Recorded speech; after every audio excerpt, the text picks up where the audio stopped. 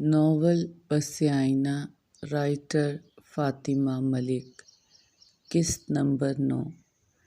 وقت کو تو جیسے پر لگ گئے، 1.25 مہینے کی بجائے 1.5 مہینہ گزر گیا۔ بلقیس نے مسز مریم کو کال کی کہ وہ لوگ علیزے اور بچوں کو ساتھ لے کر جانا چاہتے ہیں۔ مریم عباسی نے نہایت تحمل اور خوش دلی سے بلقیس کی ساری بات سنی۔ جواب میں مریم نے مسکراتے ہوئے کہا، ٹھیک ہے، اتوار کو شام ساتھ گزارتے ہیں، اور زور دے کر کہا کہ سلطان کو ضرور ساتھ لائیے گا۔ 2 دن بعد اتوار تھا۔ مریم عباسی نے اپنی بیٹی، اس کے بچوں اور اس کے گھر والوں کے لیے بہت ساری شاپنگ کی۔ عمیر اور عمر بہت اداس تھے۔ چھوٹے چھوٹے سے 2 پیارے جاندار کھلونے ان کے گھر سے جانے کے لیے تیار تھے۔ اتوار کی شام 7 بجے ڈوگر فیملی پہنچ گئی۔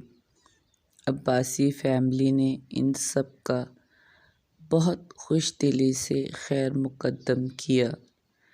علیزے لال شیشوں والی قمیض اور کالی شلوار دوپٹے میں آج پھر بلا کی حسین لگ رہی تھی۔ شہزاد ڈوگر اسے کن انکھیوں سے بار بار دیکھ رہا تھا۔ سارے بال اکٹھے کر کے بہت ہی رف سا جوڑا بنا رکھا تھا اور چہرے پر آتی لٹ اس کے حسن کو اور خوبصورت بنا رہی تھی۔ شہزاد اپنے بچوں کے ساتھ کھیلنے میں مصروف تھا کہ ایک کال پر اٹھ کھڑا ہوا۔ فیصل کے پوچھنے پر اس نے بتایا کہ اسے کہیں بہت ضروری جانا ہے۔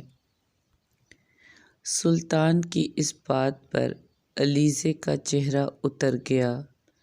معظم عباسی کے بیٹی کے اس اترے چہرے کو دیکھ کر بہت پریشان ہو گئے۔ مسکراتے ہوئے شہزاد سے کہا، جانتا ہوں بیٹا، آپ بہت بڑے بزنس مین ہو اور آپ کا ایک ایک پل بہت قیمتی ہے، مگر کچھ وقت ان لوگوں کے ساتھ بھی گزارو جن کے لیے آپ یہ سب بھاگ دوڑ کر رہے ہو۔ آپ سے درخواست ہے کہ آج اپنا قیمتی وقت ہم سب کے ساتھ گزارو۔ مدت ہوئی ہم سب مل کر نہ تو بیٹھے ہیں اور نہ ہی گپ شپ کی ہے۔ شہزاد ڈوگر کے پاس کوئی جواز نہ بچا کہ وہ کچھ بھی کہے۔ چاروں ناچار وہ مسکراتا ہوا واپس بیٹھ گیا، مگر کچھ آدھا گھنٹہ بعد پھر کال آئی اور شہزاد بے چین ہو کر اٹھا۔ کال اسی ماڈل رانیہ کی تھی۔ اس مرتبہ فیصل نے انتہائی غصے میں کہا، اتوار کی رات 8 بجے کون سا ایسا کام آن پڑا ہے کہ بار بار کال آ رہی ہے؟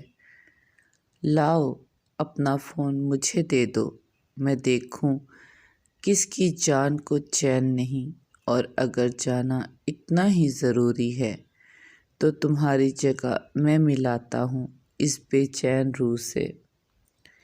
سلطان باپ کی اس بات پر ایک دم بوکھلا گیا۔ اسے کچھ سمجھ نہ آئی اور بولا، ایک دوست کی کال تھی، اصل میں ہم کچھ دوستوں نے ملنے کا پلان بنایا تھا اور وہی بار بار کال کر رہے ہیں۔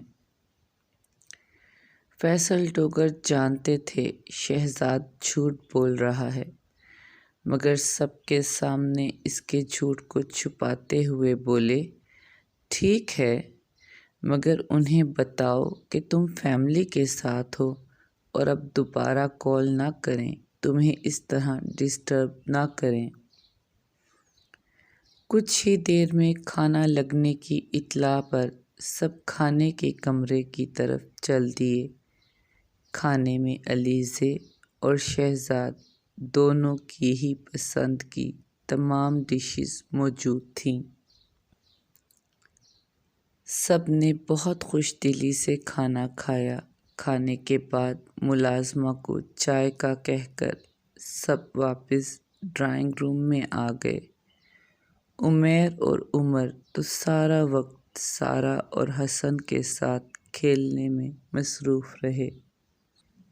ان دونوں کا بالکل بھی دل نہیں تھا کہ سارا اور محسن ان کے پاس سے کہیں چلے جائیں۔ چائے پر معظم نے علیزے سے پوچھا، علیزے بیٹا، آپ نے شادی کے بعد پریکٹس کیوں چھوڑ دی؟ اس طرح سب چھوڑ دینا مناسب نہیں لگا مجھے۔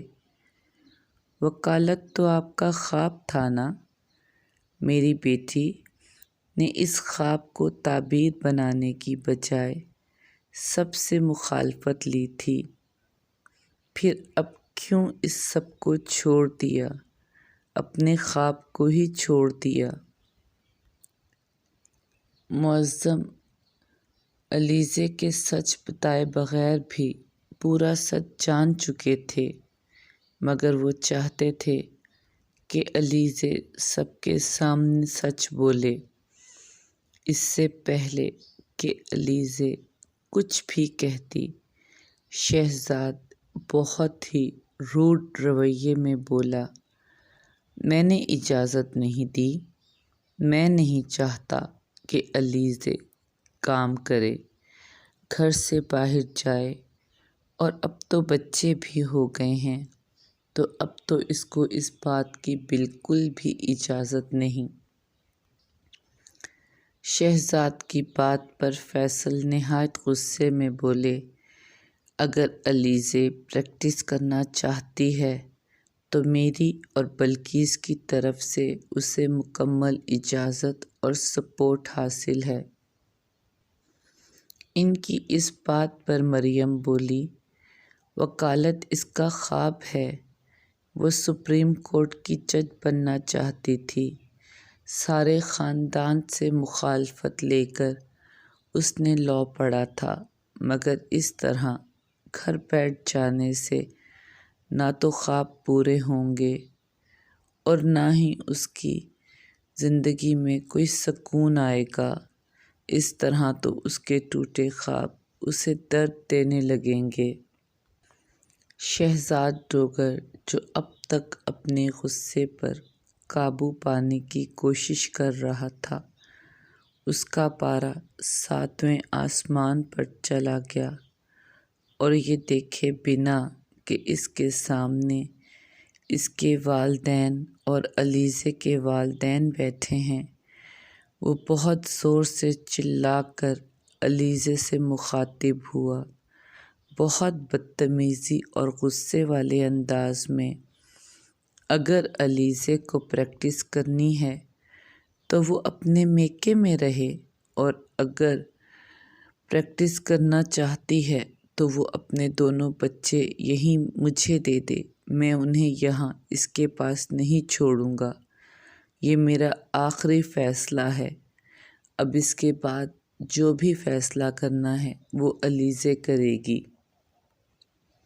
پھر علیزے کو مخاطب کرتے ہوئے بولا، میں باہر گاڑی میں تمہارا انتظار کر رہا ہوں، آنا ہے تو 5 منٹ میں آ جاؤ، ورنہ آگے جو بھی ہوگا اس کی تم خود ذمہ دار ہوگی۔